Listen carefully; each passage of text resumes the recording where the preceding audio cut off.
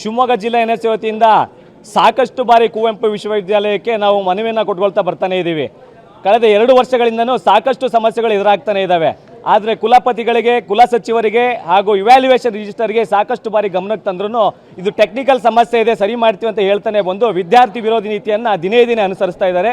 ಈ ಹಿಂದೆ ಏನು ಪರೀಕ್ಷೆಯಲ್ಲಿ ಫಲಿತಾಂಶ ಬಂದಿತ್ತು, ಆ ಫಲಿತಾಂಶದಲ್ಲಿ ಕೆಲವೊಂದು ವಿದ್ಯಾರ್ಥಿಗಳದ್ದು ಫಲಿತಾಂಶ ಪಾಸ್ ಅಂತೇಳಿ ಬಂದಿತ್ತು. ಆದರೆ ಮೊನ್ನೆ ಪ್ರತಿಯೊಂದು ಕಾಲೇಜಿನಲ್ಲಿ ಮಾಸ್ ಕಾರ್ಡ್ಗಳನ್ನ ಡಿಸ್ಟ್ರಿಬ್ಯೂಷನ್ ಮಾಡಿದ್ದಾರೆ. ಆ ಮಾಸ್ ಕಾರ್ಡ್ಗಳಲ್ಲಿ ಸಾಕಷ್ಟು ವಿದ್ಯಾರ್ಥಿಗಳ ಮಾಸ್ ಕಾರ್ಡಲ್ಲಿ ಫೇಲ್ ಅಂತೇಳಿ ಬಂದಿದೆ.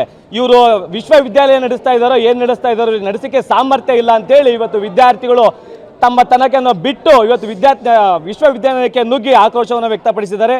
ಈ ಒಂದು ನಾವು ಆಕ್ರೋಶ ವಿ ಸಿ ರಿಜಿಸ್ಟರ್ ಹಾಗೂ ಕುಲ ಸಚಿವರನ್ನು ವಜಾ ಮಾಡೋರಿಗೂ ನಾವು ಈ ಒಂದು ನಾವೊಂದು ಹೋರಾಟವನ್ನು ನಿಲ್ಲಿಸಲ್ಲ.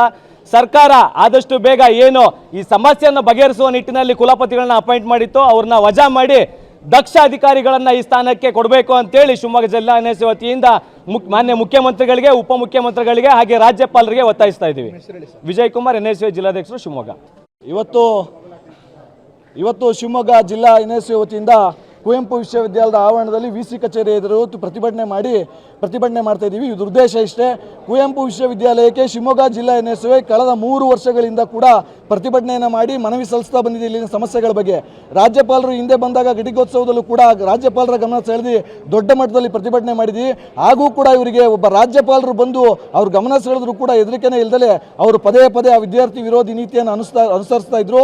ಮೊನ್ನೆ 15 ದಿನಗಳ ಹಿಂದೆ ಬಂದು ಇವರಿಗೆ ಇಲ್ಲಿ ಮನವಿಯನ್ನು ಕೊಟ್ಟು ನಮ್ಮ ಏನೇನು ಇದಿದೆ ಮನವಿ ಇದೆ ಅದನ್ನೆಲ್ಲ ಬಂದು ಇಲ್ಲಿ ಕೊಟ್ಟಿದ್ವಿ. ಇಲ್ಲಿನ ಮೂಲಭೂತ ಸೌಕರ್ಯ ಆಗಿರ್ಬೋದು, ಪದೇ ಕುವೆಂಪು ವಿಶ್ವವಿದ್ಯಾನಿಲಯ ಕರ್ನಾಟಕದ ಯಾವ ವಿಶ್ವವಿದ್ಯಾನಿಲಯ ಕೂಡ ಫೀಸ್ ಜಾಸ್ತಿ ಮಾಡಲ್ಲ. ಈ ವಿಶ್ವವಿದ್ಯಾಲಯ ಒಂದು ಸೆಮ್ಮಿಂದ ಇನ್ನೊಂದು ಸೆಮ್ಮಿಗೆ ಸಾವಿರಾರು ರೂಪಾಯಿ ಪರೀಕ್ಷಾ ಶುಲ್ಕ, ಸ್ಪೋರ್ಟ್ಸ್ ಫೀಸ್ ಅಂತೇಳಿ, ಕಾನ್ವೊಕೇಶನ್ ಫೀಸ್ ಅಂತೇಳಿ 3,000 ಕಾನ್ವೊಕೇಶನ್ ಫೀಸ್ ಇಟ್ಟಿದ್ದಾರೆ. ಕಳೆದ 3 ವರ್ಷದಿಂದ ಕೂಡ ಕಾನ್ವೊಕೇಶನ್ ಅನ್ನು ಕೊಡ್ತಾ ಇಲ್ಲ. ಈ ಕುವೆಂಪು ವಿಶ್ವವಿದ್ಯಾಲಯಕ್ಕೆ ಕುಲ ಸಚಿವರಾಗಿರ್ಬೋದು, ಕುಲಪತಿಗಳಾಗಕ್ಕೆ ಬರೋಕ್ಕೆ ಮುಖ್ಯಮಂತ್ರಿಗಳ ಕಚೇರಿಯಲ್ಲಿ ಹೊಡೆದಾಡ್ತಾರೆ. ಯಾಕಂತಂದರೆ ಇವರು ಇಲ್ಲಿ ವಿದ್ಯಾರ್ಥಿಗಳ ಸಮಸ್ಯೆಯನ್ನು ಬಗೆಹರಿಸಕ್ಕಲ್ಲ, ಇಲ್ಲಿನ ಸಂಪನ್ಮೂಲಕ್ಕೋಸ್ಕರ ಇಲ್ಲಿ ಇವರು ಹೊಡೆದಾಡ್ಕೊಂಡು ಮುಖ್ಯಮಂತ್ರಿಗಳ ಕಚೇರಿಯಲ್ಲಿ ಹೊಡೆದಾಡ್ಕೊಂಡು ಇವರು ಇಲ್ಲಿ ಬಂದು ಕೆಲಸ ಮಾಡ್ತಾರೆ. ಇವತ್ತು ಪ್ರಮುಖ ಬೇಡಿಕೆ ಏನಂತಂದರೆ ನಾವು ಫೀಸ್ ಸ್ಟ್ರಕ್ಚರ್ ಏನು ಪ್ರತಿ ವರ್ಷ 10% ಜಾಸ್ತಿ ಆಗಬೇಕು ಅಂತಿದೆ, ಅದನ್ನು ಬೇಕಾದರೂ ಮಾಡಲಿ. ಅದನ್ನು ಹೊರತುಪಡಿಸಿ ಇವತ್ತು ಸರ್ಕಾರದ ಕಾನೂನುಗಳ ಕ್ರಮಗಳನ್ನು ಧಿಕ್ಕರಿಸಿ ಇವರು ಗಾಳಿಗೆ ತೂರಿ ಮನ ಬಂದಂತೆ ಸಾವಿರಾರು ರೂಪಾಯಿ ಫೀಸನ್ನು ಇಳಿಕೆ ಮಾಡಬೇಕು, ಪ್ರವೇಶ ಶುಲ್ಕವನ್ನು ಇಳಿಕೆ ಮಾಡಬೇಕು, ಮೂಲಭೂತ ಸೌಕರ್ಯಗಳು ಏನು ಸಮಸ್ಯೆ ಇದೆ ಅಲ್ಲಿ ಇಳಿಕೆ ಮಾಡಬೇಕು.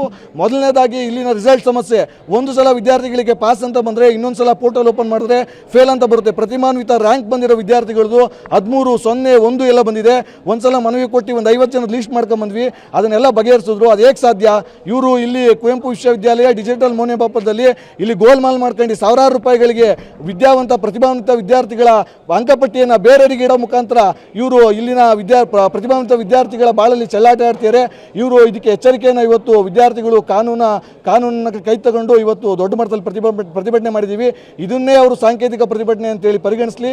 ಮುಂದೊಂದು ದಿನ ಇನ್ನೂ ದೊಡ್ಡ ಮಟ್ಟದಲ್ಲಿ ಪ್ರತಿಭಟನೆ ಎದುರಿಸಬೇಕಾಗುತ್ತೆ ಅಂತೇಳಿ ಈ ಮೂಲಕ ಎಚ್ಚರಿಕೆಯನ್ನು ಕೊಡ್ತಾ ಇದ್ದೀವಿ. ರವಿಕುಮಾರ್, ಎನ್ಎಸ್ಸಿ ನಗರಾಧ್ಯಕ್ಷರು, ಶಿವಮೊಗ್ಗ.